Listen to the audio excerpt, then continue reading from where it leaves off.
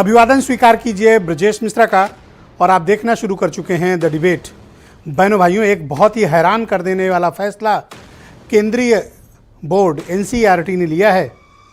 एक ऐसी रेगुलेटरी संस्था जो इस देश में केंद्रीय स्कूलों में पाठ्यक्रम लागू करने के लिए जानी जाती है, उसने एक बहुत ही हैरानी करने वाला फैसला लिया है जो आने वाली पीढ़ियों को प्रभावित करेगा। सुमित्रा नंदन पंत, डॉक्टर सूर्यकांत त्रिपाठी निराला और फिराक गोरखपुरी की रचनाएं कोर्स से हटा दी गई। हो सकता है कि इस देश में लोगों को अब ये चीज़ें फ़र्क न पड़ता हो, लेकिन जिन पीढ़ियों ने इन्हें पढ़ा है और जिन्हें समझा है, उनके लिए ये बहुत ही अचरज की बात है कि ऐसा हो क्यों रहा है। आज की हमारी परिचर्चा इसी विषय पर आधारित है। बहनों भाइयों, ये जो मौजूदा पीढ़ी है, ये सब निराला जी को, फिराक गोरखपुरी को और सुमित्रा नंदन पंत जी को पढ़ते हुए बड़ी हुई है। ये वो पीढ़ी है जिसको ये गौरवशाली उपलब्धियां हासिल हैं कि हमने निराला को, पंत को, फिराक गोरखपुरी को पढ़ा है। ये वो महान कालजयी रचनाकार हैं जिन्होंने हिंदी साहित्य को समृद्ध किया है, हिंदी साहित्य के गौरव को चार चांद लगाए हैं। इनकी कालजयी रचनाओं ने हिंदी साहित्य को उच्चतम शिखर तक पहुंचाया। ये ऐसे महान रचनाकार, ये ऐसी महान विभूतियां हिंदी साहित्य की कि जिनको जब आप पढ़ते हैं तो आप उन्हीं में खो जाते हैं। ऐसे महान रचनाकार, हिंदी साहित्य के ऐसे प्रयोगधर्मी, और इस महान साहित्य के रचने वालों के ये रचनाएं पाठ्यक्रम से हटाई जा रही। पर शायद लोगों को फर्क नहीं पड़ता क्योंकि उन्हें सवाल की आदत नहीं है। लेकिन उन्हें चिंता जरूर है जिन्होंने निराला को पढ़ा है, जिन्होंने पंत जी को पढ़ा है, जिन्होंने फिराक गोरखपुरी को पढ़ा है।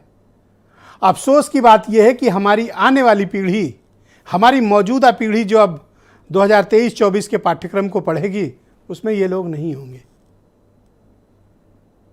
ये वही बात हो गई कि अंग्रेजी के साहित्य से शेक्सपियर का नाम हटा दिया जाना। क्या ये संभव है?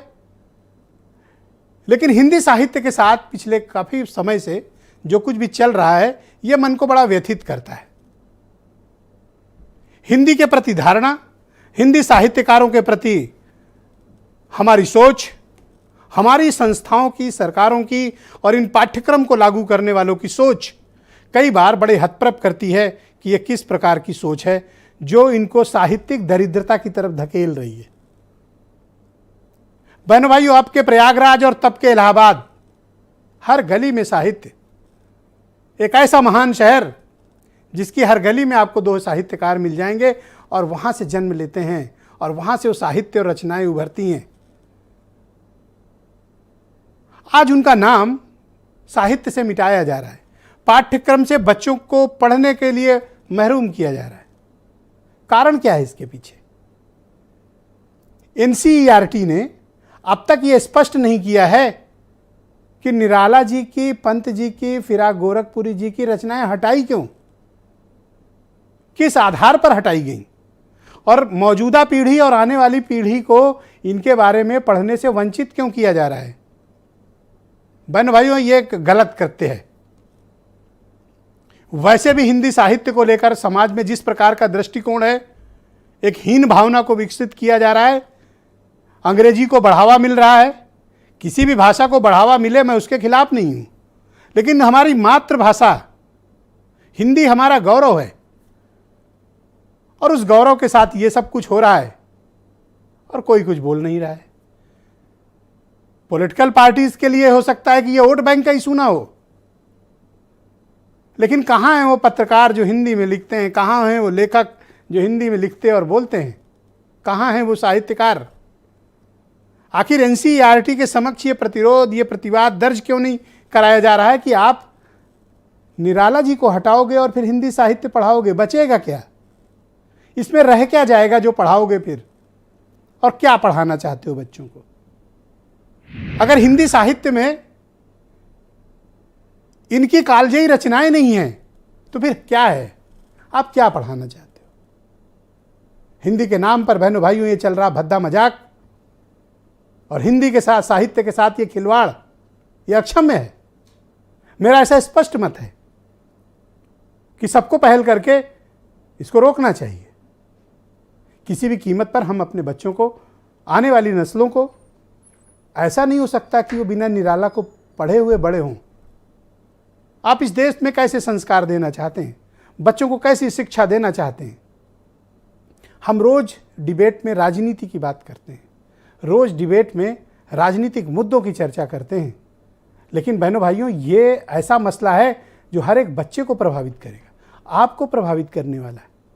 सिंसेरिटी आपको दिखानी है, गंभीरता आपको दिखानी है। वैसे भी जब हिंदी सिकुड़ रही हो और ऐसे में पंत जी, निराला जी, फिराक गोरखपुरी की रचनाओं को हटाया जा रहा है, बोलना तो चाहिए। अगर अब नहीं बोलेंगे तो आने वाले वक्त में हिंदी सिर्फ एक टोकन का विषय होगी, एक दिखावटी विषय होगा। मैं किसी से तुलना नहीं करना चाहता, लेकिन इटली में इन दिनों एक चर्चा चल रही है कि वहाँ अगर आप इटालियन के अलावा कोई भाषा बोलेंगे 1,00,000 यूरो का फाइन होगा, घर बिक जाएगा। आप बोलिए यहाँ इंग्लिश, कोई विषय नहीं है, अंग्रेजी में संवाद करिए, बढ़िए। हर भाषा को बढ़ना चाहिए, देश की हर क्षेत्रीय भाषा को बढ़ावा मिलना चाहिए, लेकिन किस कीमत पर मिल रहा है? क्या निराला जी की कीमत पर, सुमित्रानंदन पंत जी की कीमत पर, या फिर गोरखपुरी की कीमत पर? वो कौन लोग हैं जो ऐसे मनमाने फैसले कर रहे हैं? इनके बारे में हमें सार्वजनिक चर्चा करनी चाहिए। आप कुछ स्टेटमेंट सुने, फिर आज हम इस विषय पर चर्चा करेंगे।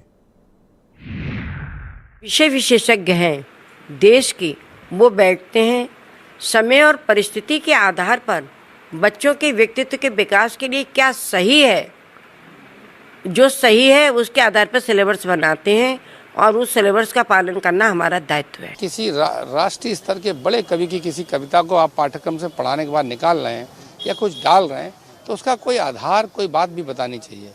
ऐसी कालजयी रचनाएं करने वाले कवियों की या उनकी रचनाओं को आप अपनी व्यक्तिगत इच्छा और अनिच्छा के हिसाब से निकालेंगे, डालेंगे, तो ये देश और समाज के लिए अच्छा नहीं है। पाठ्यक्रम में आप अपने नौजवान पीढ़ी को क्या पढ़ाना चाहते हैं, ये तय करना पड़ेगा। किसी पाठ्यक्रम को हटा देने से और वो उचित नहीं होगा। मुझे लगता है कि सरकार को इस पे स्पष्टीकरण देना चाहिए कि आखिर उन्होंने किस वजह से इस पाठ्यक्रम को हटाया। जब अध्यापक कक्षा में पढ़ाता है और नए को संदर्भित और संबोधित करता है, तो बिना निराला और फिराक गोरखपुरी का नाम लिए हुए तो अपना कोई भी जो अध्यापन का कार्य है वो आरंभ करता ही नहीं है।